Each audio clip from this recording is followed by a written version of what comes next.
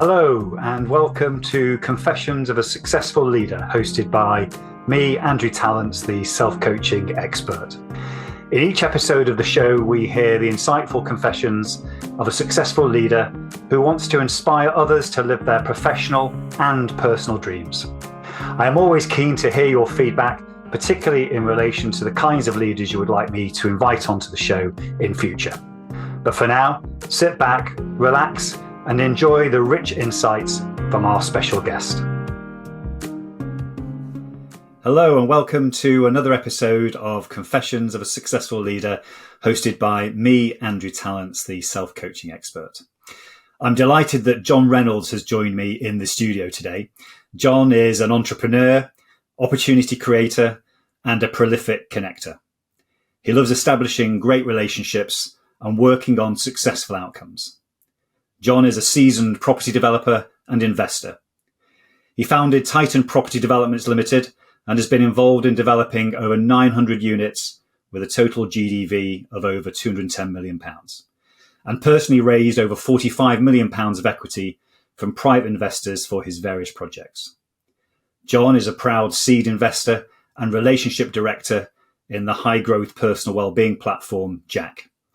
And he is a shareholder and relationship director for Bolt Angels, where he sources investable and mission-led entrepreneurs and business opportunities, introducing high-value high-net-worth individuals and sophisticated investors. John is an experienced TV presenter hosting the Sky programmes Property Journal and Venture Visionaries, where the audience learns from experienced investors, entrepreneurs and leaders about how they manage the highs and lows of growing profitable businesses. John lives in the New Forest in Hampshire with his wife and 2 daughters. John, welcome to the show. Thank you for having me, Angie. Yeah, I know you've got a really busy schedule and I really appreciate you taking the time today. So for the audience to really get to know you, just tell us a bit more about yourself and your current focus at the moment. A bit more about myself. I'm a battered developer. I've found the last 3 or 4 years certainly challenging in that market, but previous to that, had some great success, really enjoyed that and enjoyed starting Titan Property from scratch. The pleasure and the joy of being able to be an entrepreneur, focusing on an opportunity and then growing that into successful business. You mentioned it, I'm a father, I'm a husband, so there's all sorts of juggling that goes on, as well as trying to have other things going on in my life, starting other businesses, and actually helping other businesses grow as well, which is a real passion of mine. So yeah, probably the key word there being juggling, but keeping all the balls in the air. Absolutely. And one of those balls obviously is well-being. And we're going to come back to this later, I know, with JAAQ and other things. But for your own personal well-being, what do you do to switch off? How do you spend the time off that you're not working? Yeah, it's a really good point. And I think it's worth making a point. I really do make a point of focusing on that. So not necessarily sort of just switching off, but from the moment I wake up, I try and do a workout. So even to the point where I'll have the clothes I'm going to wear for that next to the bed. I know it's talked about a lot in other podcasts and the advice is given, but it works for me because I've got no distraction. I try and not look at the phone at all. I've got a gym at home. Sometimes if it's I'm not going to have the time to use the gym, then I'll literally just get down and do press-ups, sit-ups, and just do something that fires me up, fires the heart, and the fires up the blood. And if I can, something outside. It's tough at this time of year. We're recording in January, early mornings in the dark, but I'll do it. I'll get out there, and I think I get the endorphins from that. I feel good for that. That ticks the physical exercise side of things, and then I've learned a lot about breathing exercises and just how much that can relax you. And I will make a point, even before our podcast now, where I just will do the kind of the box breathing, the deep breath, hold it, breathe out, hold it, and spend a lot more time on the things that you can do that can actually have a positive effect. I have a cold shower. Every time I have a shower, I have a cold shower for the first 20, 30 seconds. And then if I'm shampooing or whatever, then I'll turn the heat up a bit. And even then, sometimes just as a sort of a form of keep the punishment going, if you like, I'll keep it cold. And then make time for quality time with my wife, with my children, plan things in that are things I can look forward to, and a few things here and there that I can look forward to that might be hobbies of mine, catching up with people I want to spend time with, to break up what becomes then, as you say, a busy schedule. So it's a deliberate decision to make sure that I've got things to look forward to and to do things that keep me feeling fit and healthy. Thank you for sharing that. And this show is all about successful leaders, of which you are one. We'll come to your story as we go along on this podcast, but it's all about what people don't see sometimes from the successful leaders. A lot of successful leaders are driven from those experiences we have early in our lives. It goes on automatic pilot to give us that drive. So just share with the audience a little bit about that sort of earlier years of yours and how that shaped your early leadership style. It's interesting. And knowing that we were going to be doing this podcast, it got me thinking, actually, because I think I had to reconnect with the younger self on the fact that I get such a draw to be outside. I'm in a basement studio filming with you today. I know that tomorrow I'll be craving fresh air. I'll go for a walk, and I'll be making sure I get the steps in and the exercise, because as a youngster I was always into my sport. I was the kid that would just go off on my bike when I was at home. I was hitting golf balls around, the family home garden. I was always seeking exercise and fresh air and a bit of adventure, a challenge, climbing trees. I was that kid, and I think you can lose that as you go into business, as you become an adult. And I always kept certain hobbies going, like mountain biking, like kayaking and so on. But sometimes they just take a back seat because you have a busy time. And I really focus on making the time for that. So on that basis, that's something On that basis, that's something I really focus on and try and make the time for. So if that answers your question, it's that I sort of paralleling the previous question to just how important it is to keep that continuity. Because I think there's plenty of people that have spent that time as kids doing certain things and growing up, and then they've just stopped, and they wonder why they've got depressed, or they're not feeling the way they used to, and so on. And I'm not about to go and climb a tree, but I can go and do something that will give me the same feeling, and actually encouraging that into the workplace as well.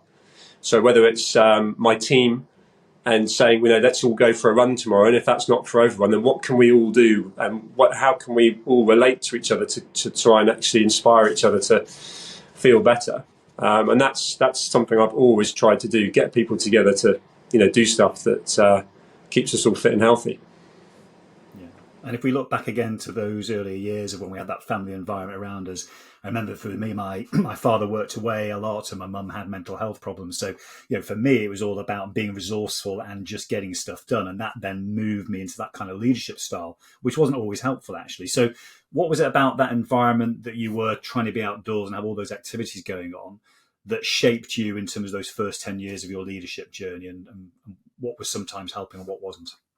I've not thought about that too much, but what springs to mind is the sense of adventure. So I can remember getting on my bike and getting more and more adventurous about how further away I go from home, to the point where I would literally cycle in a direction down all sorts of roads to try and get lost, to then work my way back. So you could argue that was quite an entrepreneurial thing to be doing at 11, 12 years old. And I loved that challenge. And I liked it when I learned that actually somewhere I'd never been before joined up to somewhere that I then knew. And I can parallel that to working in London, where I used to get the tube in my early 20s and then realised I could walk London much quicker, which meant I could use the phone. I had a mobile phone quite early. And I could be much more effective if I was making phone calls whilst walking. And I was ticking the box of fresh air and exercise. And so I think there's a parallel there. The other thing, you just mentioned your parents. One of the few things I could do with my father, because he worked away a lot as well. He was in London early till late, and then he actually lived in Brussels for 3 years. And I wasn't particularly close to my father. That's probably a part of the conversation that will come out as we go. But one thing we did both do together was fitness and sport. He would always take me for bike rides. We'd kick a ball around the park.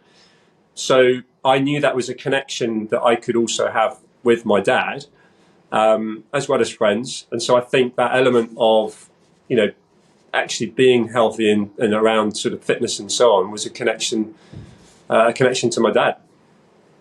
Yeah. And it's an interesting connection as well, because I was the same as you. I respected my father, but I wasn't particularly close to him. And there were certain things we had in common, like the football and things like that. But when you think about that relationship and then you going into the workplace and having to become a leader and then being successful, what was it you were learning at that stage about, again, how you had to manage the way you were leading? What were you learning in those first 10 years or so? There's quite a lot there, Andrew, because, I mean, it's interesting. So you said you respected your father. I would say that I respected my father, but to a point. I was brought up very much along the lines of don't answer back. You must respect me. And there were times when I'd think, well, I do respect you. I totally got, and respect for my elders. My dad's dad was a brigadier in the army. My mum's dad was in the RAF. So there was almost a military side of things, which also I know is why my father behaved a certain way that he did, because it was, that sort of military background.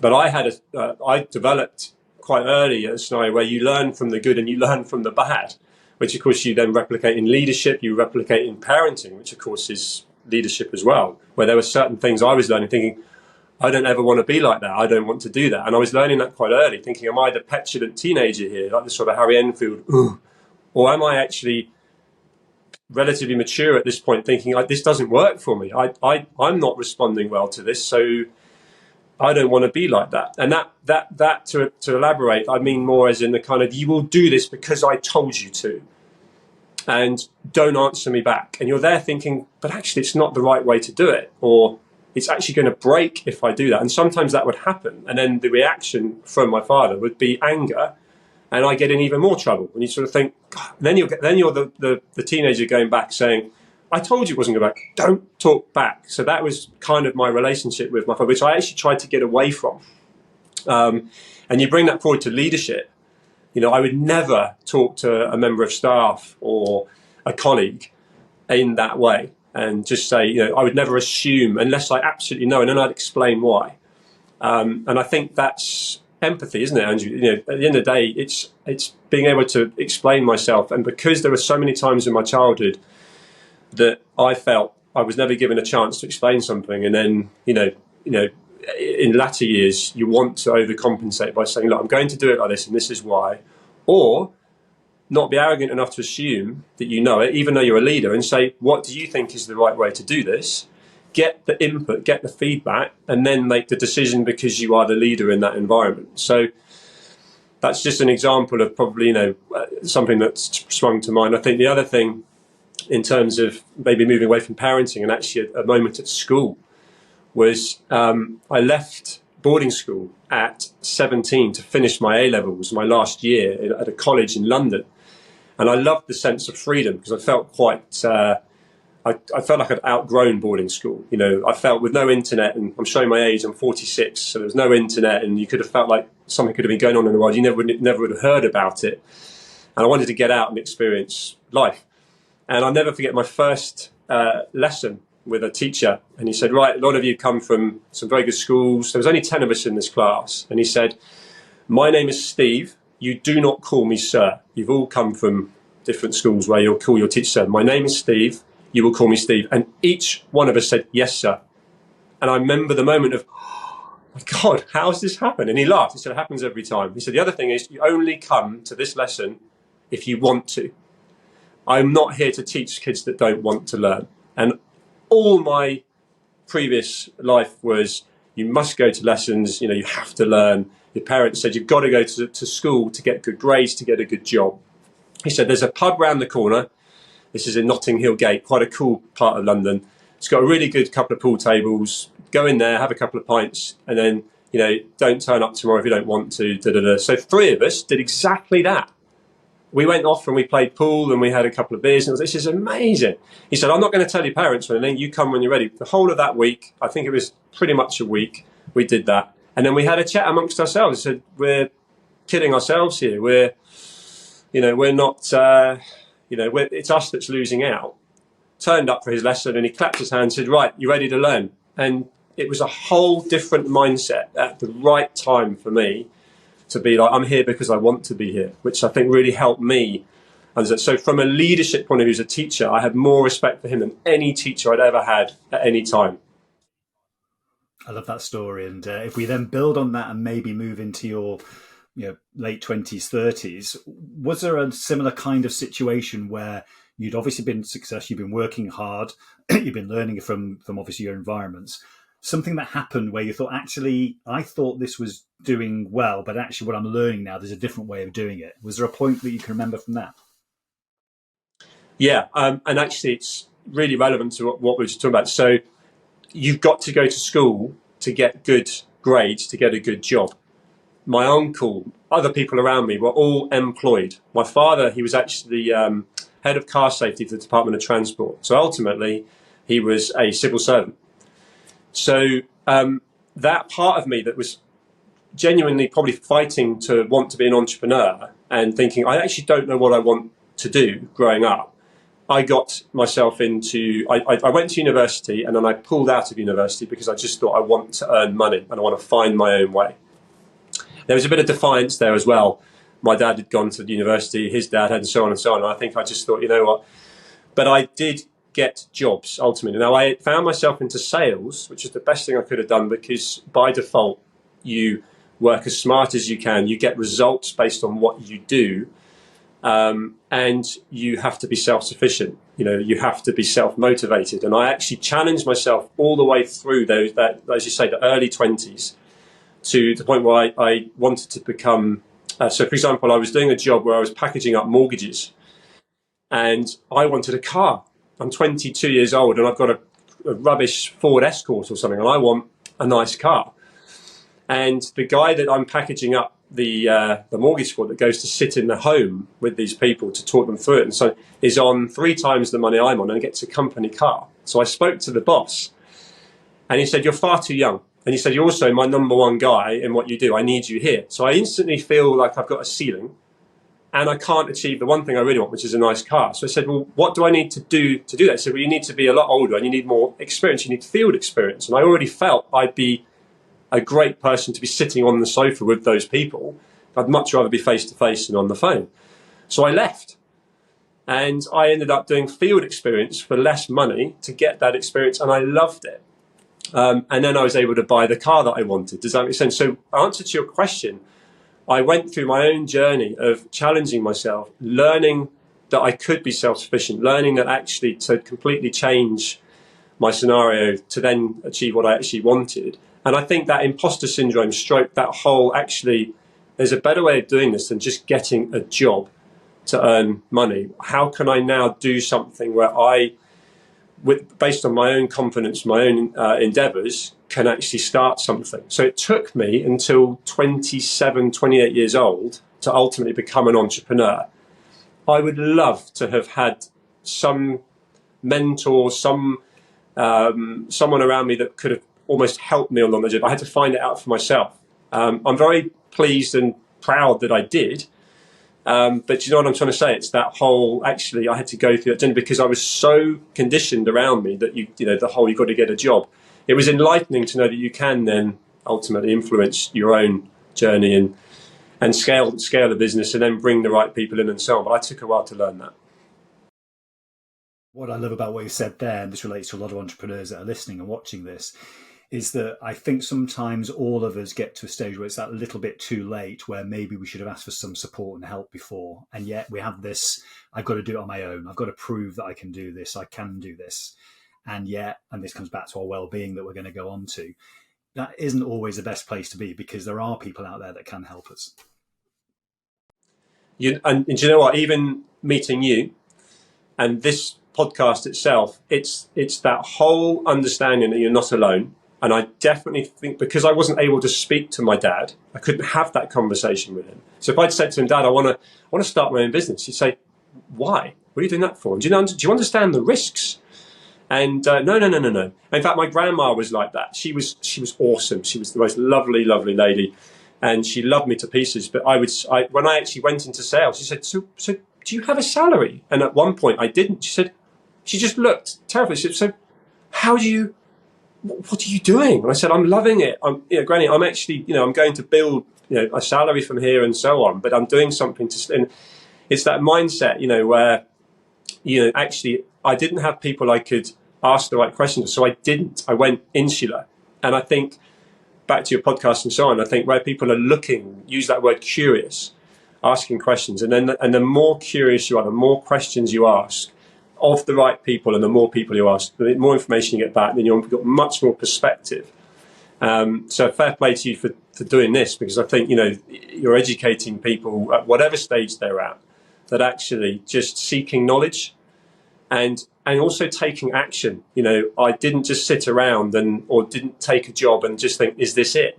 There are friends I went to boarding school with that went into finance, went into particularly banking, actually, that into our late 30s, early 40s would say to me, actually, do you know what? Fair play. Because I did the whole A-levels, university, and then, graduate kind of into big companies and so on. But I've always known what I'm getting paid, when I'm getting paid, and I kind of know everything right up to pension. And I feel dead from it. Whereas you look alive, you're creating different things and so on. And I've never thought of it like that, because they just set their path and they've just gone with it, and they might be very successful at what they're doing, but they're not necessarily stimulated. And talking about stimulation, obviously with any entrepreneur's journey, there's the highs and the lows. So we talked a little bit about the highs. We'll go on to JAAQ later in terms of how that can support people going through the lows. But just about your own personal experience, how did you cope with those lows on that entrepreneurial journey as they occurred? I think in terms of lows, the most recent low has been dealing with so many external factors that have decimated a company I started from scratch. As you said kindly at the beginning, it's big numbers, £210 million worth of property gross development value, over 900 units, which if you go back to previous years, I've done over 1,000 units in development. And but just through, you name it, from interest rates that have caused all sorts of problems last year to COVID. My niche was town centre apartments. Everyone moved out of town centres. Now people would much rather work from home. So that trend shift, you never could have seen it coming. To the political side of things, where the government systematically targeted the private landlord, who was a big, the investors were big purchasers of our product, and Grenfell Tower disaster. Just the knock-on effect of the external wall cladding system that went all apartments, let alone the ones I was doing. So my point being that that's probably the toughest period I've had, because I was doing exactly what I had been doing in previous years, successfully, finishing projects on time, on budget, and making money, to then doing exactly the same thing and not being able to sell my product, having political problems that meant I couldn't even get mortgages on them. And then what I did, and I think this is the answer to your question, I got very self-critical. I got as close as I've been to what I guess must be depression. And of course, this was coupled with the fact that I was trapped at home in lockdown, and I couldn't focus on other things. I chose not to focus on other things because I'm such a good problem solver, and I'm a very, in that true leadership side of things, you've got to focus on the things that really matter. It consumed me, and so I couldn't get past these things, and I was blaming myself for that. And so I had to have a whole reshift of mindset and actually reframe it, that, I couldn't have done things better. In context, of course, you can have hindsight and say there's things I could have and should have done and so on. But in terms of things that are out of my control, accept it. And then what is it that you're good at? What is it you want to do? And that was my moment where I was able to then actually go, well, actually, what is it that you are going to do? What are you good at? Focus on your fitness. My goodness, did that become so important, which really answers your question. I worked out much more than I've ever done. If I had calls to make, I'd do them on a walk, even the treadmill. Found myself looking at ways to just be the best version of myself. And that's probably also where I've spent a huge amount of time in self-development. It's ultimately how we've met. I'm craving more knowledge, asking more questions so that I can try and get as much perspective as possible. And that dramatically pulled me out of that. And I've still got some of those legacy issues around my neck, if you like. But they don't consume anymore. They're just things I've just got to keep working on and keep working on everything else at the same time. So, podcasts, certain books, talking to people like yourself and other people we know mutually, and looking to really focus on the things that I wanted to then achieve, resetting my North Star, which previously, if I'm honest with you, had been make as much money as possible, unashamedly, and have a really good lifestyle. And actually, and this is quite crucial, then be able to pull back and be comfortable and spend time with the family and friends and so on. And I genuinely realised the comfort zones where dreams go to die, because I got a bit lazy, I got a bit complacent, and I had to fire myself up to be able to then be the person I know I can be. Whereas the animal that I was when I set Titan up was the same, well, not the same, but that mindset.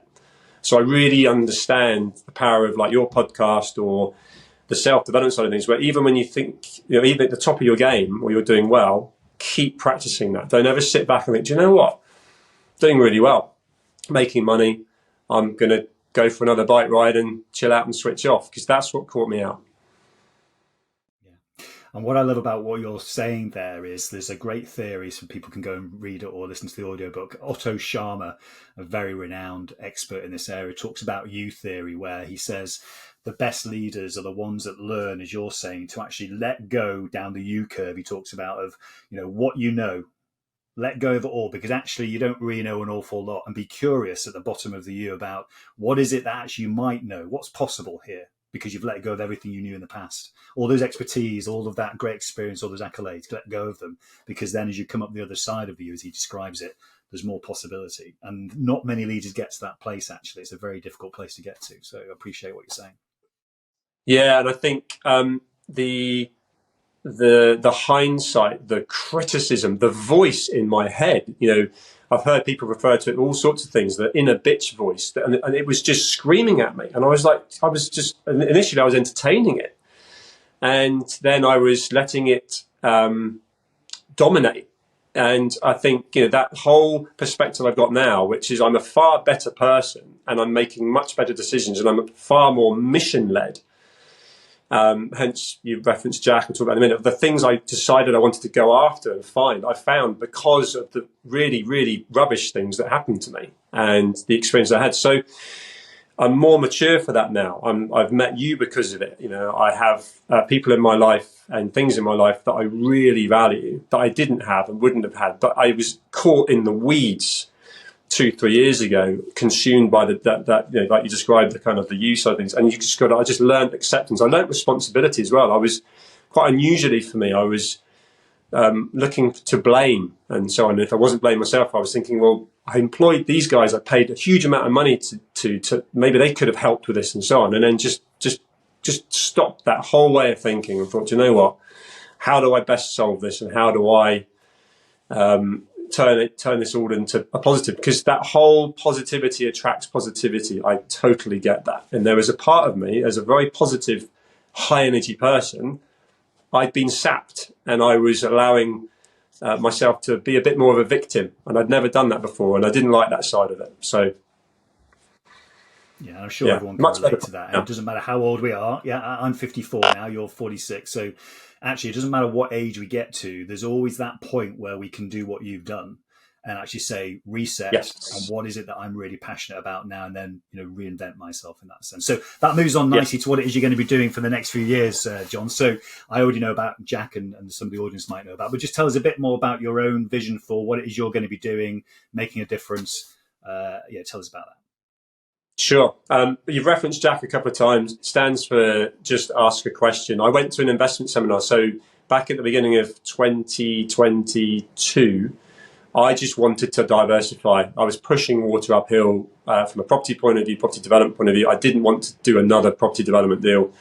So where do I go looking at opportunity? And I went to a tech investment seminar. And I heard Danny Gray, who founded JAAQ, do a talk, and just thought that sounds brilliant. If that's as good as it sounds and as simple as it sounds, which is top doctors, specialists, and celebrities with lived experience answering questions about all things mental health, and the celebrities coming at from like Alistair Campbell, his experience of depression, and done in a cool way. So I've got 12 and 14-year-old daughters, and they are on TikTok the whole time. It might terrify you to know this, but the most searched for search engine, for mental health is TikTok. And something like 80% of the information on there is inaccurate, and influencers have been paid to give information and so on. So it was a really real situation for me. I was like, oh my gosh, firstly, I could see the power of cool content. And that's the thing with JAAQ.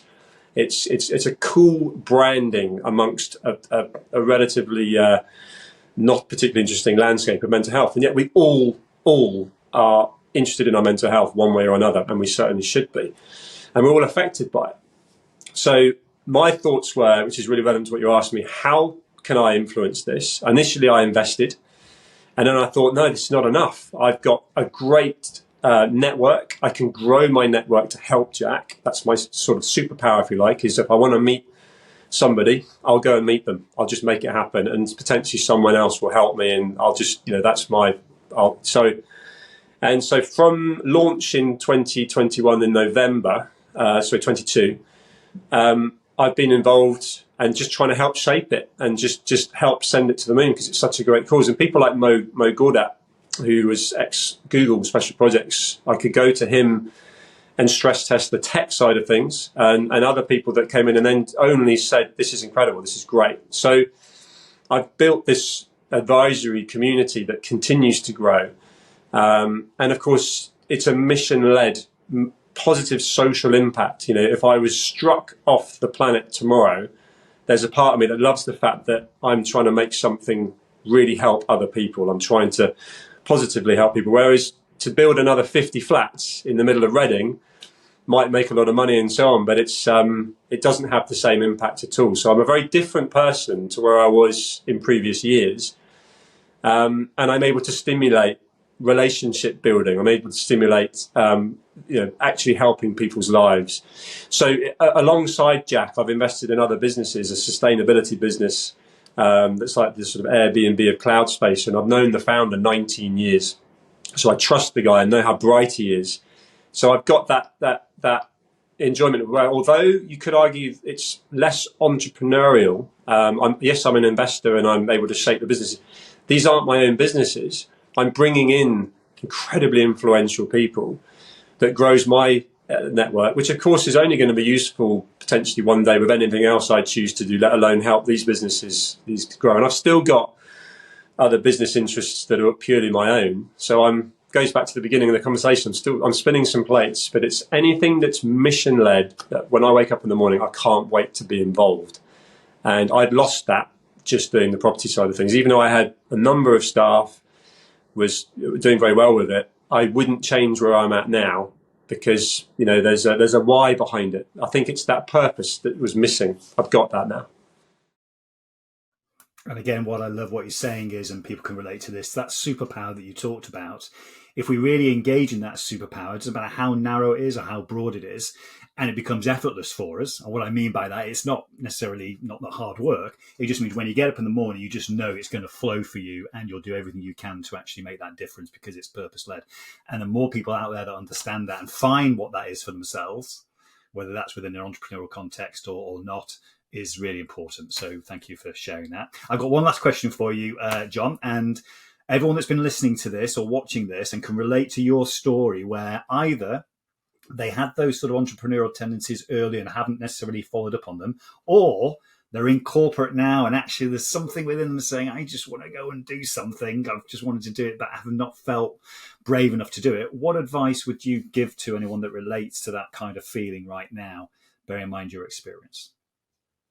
I think I was obviously a relatively young guy when I just backed myself. And that's the answer to the question, back yourself. But I was young and I get the challenge. I've got friends that are either contemplating it or doing it now. And I'm speaking to them as a friend and as almost a coach about being a coach, saying, just do it. If you've got the experience and you've got clients, contacts that say, well, it's you, Andrew, that's my relationship. I'll go wherever you go. If you've got that kind of scenario, back yourself and have the confidence. I think imposter syndrome is talked about a lot.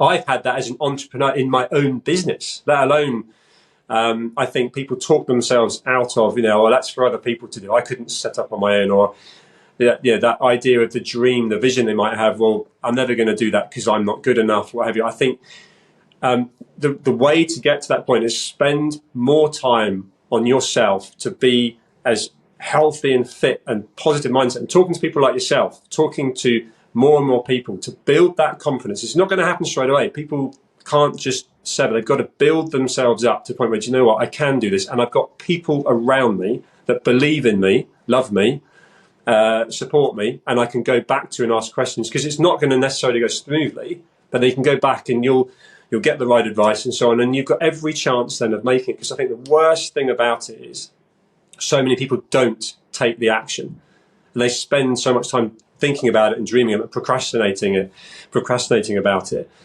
Actually start building now how you can do it. Put a plan in place, put a strategy in place, get the right people in place. And then before you know it, you're going to struggle to not do it, because those people around you are going to say, come on, get on with it.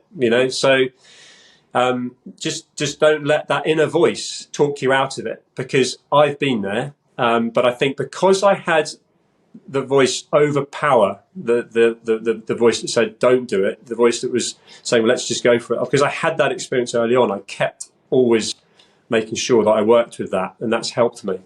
So if you're in a latter stage, you said it already, you're never too late. But make a plan, talk to the right people, and make sure that you don't still talk yourself out when you go, and then maybe speak to someone like yourself where you almost are accountable, and say, make sure by the end of this year I've got enough in place that I can then start this. I can get this going, because I don't want to be talking myself out of it. And then you would be the one turning around and say, come on, you're ready now, get on with it. And it's another voice that overpowers the one inside that can be so negative. I agree. And I was your age when I set my business up, so it just shows it's never too late. And actually, just before I did it, I actually thought to myself, I'm not sure if I'm cut out for this. But I then spoke to someone, and then actually, you've got to do this, Andrew. If you don't do it now, when are you going to do it? So, yeah, I agree with you. Yeah, and you need to hear it from someone else sometimes. That's the key. And I think this is where, going back to me as a youngster, not being able to talk to my dad and so on, then you go insular. And it might be that for whatever reason you feel alone in this world. Not at all. But you've got to make the effort to reach out to people that either are in your network or outside of your network, to share what you're trying to do, and not be shy about it, not be afraid about it, because that's that inner voice. It's the fear of rejection. It's the fear of failure. God, I definitely had that, but I wasn't going to let it stop me. And I still have to battle it every day. It doesn't go away. You just have taken action, and you've got momentum, and of course, like with yourself, you've got a healthy bank of clients and interesting people around you, and then you build it. But there's always potentially sort of voice you've got to battle. But if you've taken the action, you're doing it, you're off. Great. Well, for those people out there that haven't come across you before and want to get involved in either supporting you, collaborating with JAAQ, or just following what it is that you do, John, what's the best way for people to follow you and get in contact? Good point, because I'm sort of in the middle of lots of different things at the moment. But we've referenced JAAQ plenty. I think if people check out www.jaaq.org and see what it's doing, see how cool it is. At any point, then people can reach me through that. I'm on social media. I'm on LinkedIn and Instagram, and I'm relatively prolific with it, because, as you know, we've talked on the program I do, and I'm always posting. I'm always putting my thoughts out there. So, JAAQ is a great way for people to find out about that and then make contact with me, and I'll be happy to talk to anyone about that. Yeah, well, I appreciate the time you've given to me, John, as well. I really appreciate what you've shared today, all the experiences that people can relate to. And I'm sure that the leaders out there will be better for it in terms of learning how can they actually improve their own leadership style. Are they actually going to set up something themselves? If so, how are they going to lead other people in terms of the way they would want to be led themselves? So that's really come through today. So I really appreciate your time. It's good to see you again. And thanks for being on the show.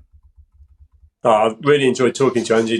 Every time I speak to you, I learn and feel humbled, because you talk to some really interesting people and you've got great perspectives. So if you'd asked me on your podcast, I really appreciate it. Thank you. I hope you enjoyed this episode of Confessions of a Successful Leader. You can access all previous episodes of the show at confessionsofaSuccessfulLeader.com. If you are interested in finding out more about conscious leadership and self-coaching, just type in Andrew Tallents into LinkedIn or your favorite browser, and you'll find my contact details and all the content that you need. Until next time, don't forget to stay present, curious, and above all, conscious.